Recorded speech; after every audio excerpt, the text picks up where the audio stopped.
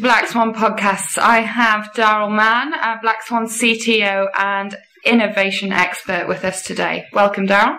Thank you. Good to be here. I'll start you off with an easy one. What do you say to the cynics who proclaim innovation as just the latest buzzword? It's a good question. I think I've got a lot of sympathy actually with people that do believe that, because I think everywhere we see the word and hear the word innovation these days, it's unusual to get a job advertisement that doesn't mention it. I think there's a lot of misunderstanding about what innovation actually is. So I think it's one of those words that's very likely to go out of fashion before anybody actually understands what it means. I think we may end up finding a different word, but I think the need for innovation is as great today as it's ever been. I think the innovation is the only thing that helps companies solve the problems that inevitably emerge. So the global financial crisis and the next one that's coming, probably innovation will be the thing that gets us out of the trouble. So I think we need to get away from the perhaps the word itself, but certainly the cliche that it becomes, and just get to the reality of it's about making step change improvements and advances in the way that people do things and companies do things. Excellent. I can't argue with that. Just out of interest, do you think that innovation behaviours, methodologies differ depending on the size of the organisation? So from an SME to a FTSE 100, a blue chip company? I think they ought to. I think we've spent a lot of time heartaking over this over the last couple of years. We found two dimensions that really influence the answer to the question. One is literally the size of the company. So very often the spectrum is, if you're a small company, I always describe it as you've only got one bullet in the gun, which basically says that I've not got much money. I know I need to innovate, and if I spend my money in the wrong place, then I've just probably lost the company. The other end of the spectrum is the big company who's got, of course, rather more money to invest in the innovation story, so they can afford to get it wrong. I think the problem that the big companies tend to have is that they become very risk averse, and so they won't make some of the big leaps that the smaller companies are much more inclined to try and make. So, I mean, what we try and do with companies is work out where on that spectrum they are, so we can tailor the service to them. The second dimension, which is probably the more important one actually, is beyond size, is the capability of the organisation. So we've been building what we call an innovation capability maturity model, and that's really, I think, the prime determinant of what a company can do and how they should do it. So we've got these 5 very distinct levels of capability, and a level 1 organisation is right at the beginning of their innovation journey. There are certain things that and certain projects that they've got absolutely no chance of being successful with. Their job in life is really to find any kind of success, and probably it's going to be a small one. So we've developed tools for going in and measuring organisations and understanding where they are on that capability spectrum, so that we can then offer them the right services and ensure that they've got the very best chance of getting to the success that they're looking for. Fantastic. That certainly clears up my ignorance on that matter. Again, out of interest, why do you think emerging nations are way ahead of the curve in terms of innovation? Developed nations seem so far behind them.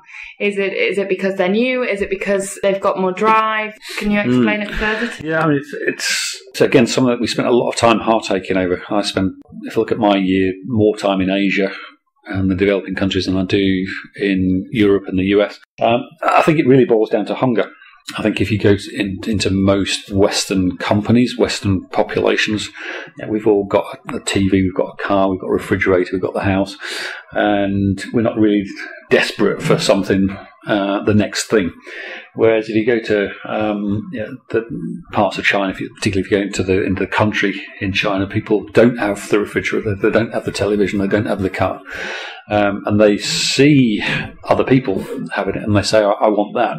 And once they realise what they want, whether it's right or wrong that they should want those things, they'll work hard to achieve it. So if I need to generate more money in order to go out and buy a car, then I'll go and generate more money.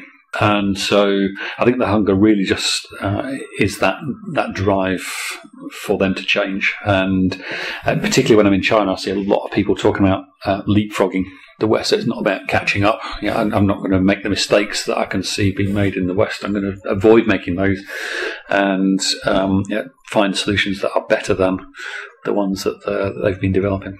Okay. Do you think it's possible for developed countries to adopt this strategy in terms of innovation? Do you think they can do it? I think it's a really difficult one. I think the evidence so far is, and most of them can't. I think the ones that are starting to do it are the ones that suffered the most in the global financial crisis. And I'm not sure it's a complete correlation, but we often talk about crisis as the spark for innovation. So if there's a crisis inside an organisation, that's the very best way of getting people into that innovation mindset and thinking about changing things. We just can't go on doing things the way we've been doing. We've been working with some of the automotive suppliers, for example, where they operate on a just-in-time basis, and they've had whole months where they've sold nothing, and you can't survive in that lean environment for more than 2 or 3 months before you say to yourself that we just need to change the way we do business around here. So crisis is a great spark. I think that what we've seen in some of the smarter companies is they've created a positive crisis that says, look at what our competitors are doing. If we don't make a shift ourselves, then we will be in trouble.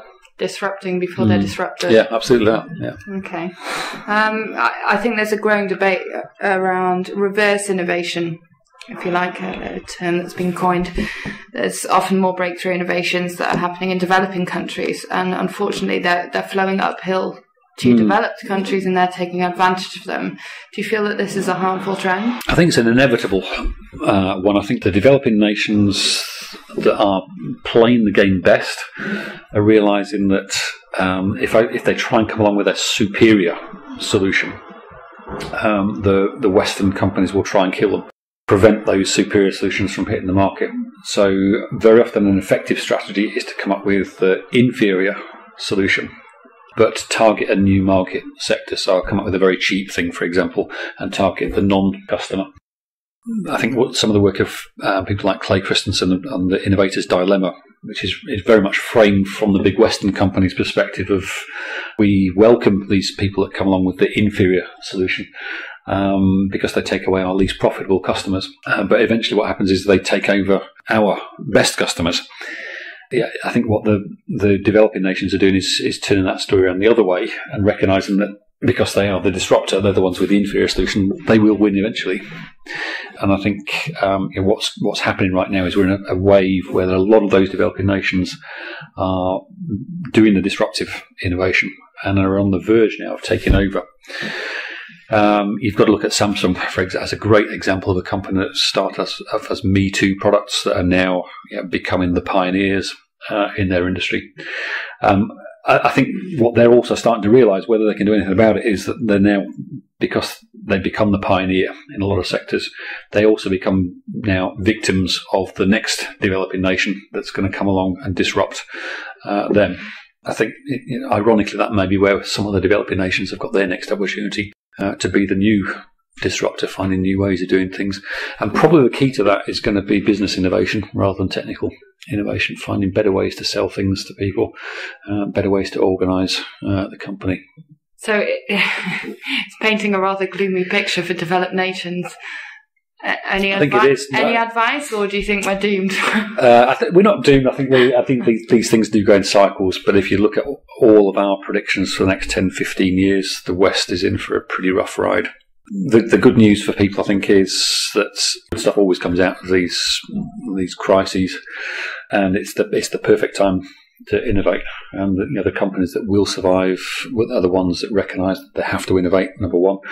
But actually, bad economic times is the absolute perfect time to be innovating. You've got people that are underemployed, supplying customers, so you can either get rid of them, or you can say, okay, let's go and find the new stuff now. And almost invariably, if you look at what happens at the end of these cycles, where you start the new cycle, the big winners in the new cycle are the ones that absolutely did the innovation during the winter season of the previous cycle. So it is a winter season. I think, say the next 10, 15 years, that's the life we're going to be living. But the innovators are the ones that will enjoy the spring. But the spring always comes.